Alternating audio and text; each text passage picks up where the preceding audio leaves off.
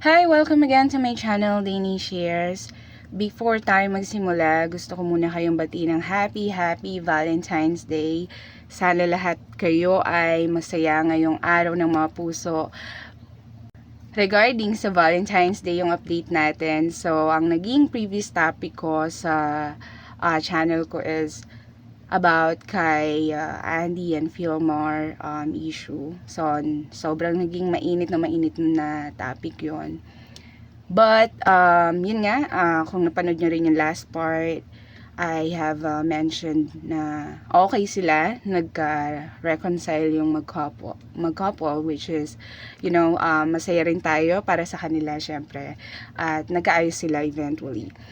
And kung naka-follow kayo kay Fillmore Alipayo, may kita nyo rin na nagbigay siya ng bouquet na gawa sa puno ng saging na may maliit na iba't ibang mga bulaklak. Di ko na alam kung anong tawag doon. Pero yan, makikita nyo naman sa video na masayang-masaya si Fillmore Alipayo sa araw na to. At yan nga, kukunin niya na yung puso ng saging na magiging main attraction sa gagawin niyang bouquet.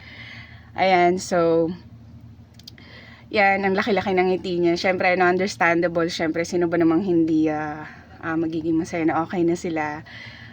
At ayun, yan. Okay, ang ganda rin ng gawa niya, no? Very colorful. And then, ayan. Yan, susurprise niya na si Andy Eigenman. Wow. Di ba, kita niyo yung smile ni Andy Eigenman, sobrang genuine. Alam mo yung ngiti talaga na in love siya sa partner niya.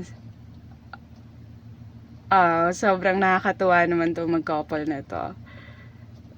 Di ba, no? Ang ganda ng ngiti niya. Nakakatuwa. Meron pang sinabi dito si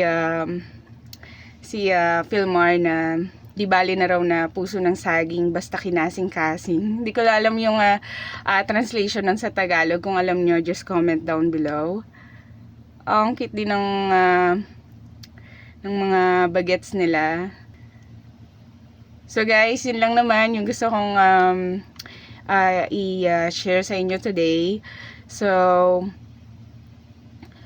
gusto ko lang rin sabihin sa inyo na ngayong araw ng mga puso talagang nananaig talaga yung pagmamahalan, pag-ibig ng bawat isa, no, hanggat marunong kang magpatawad sa partner mo. Actually, hindi lang sa partner mo, kahit sa mga ibang tao, sa family or friends mo. So, mas mabuti talagang marunong tayong magpatawad. At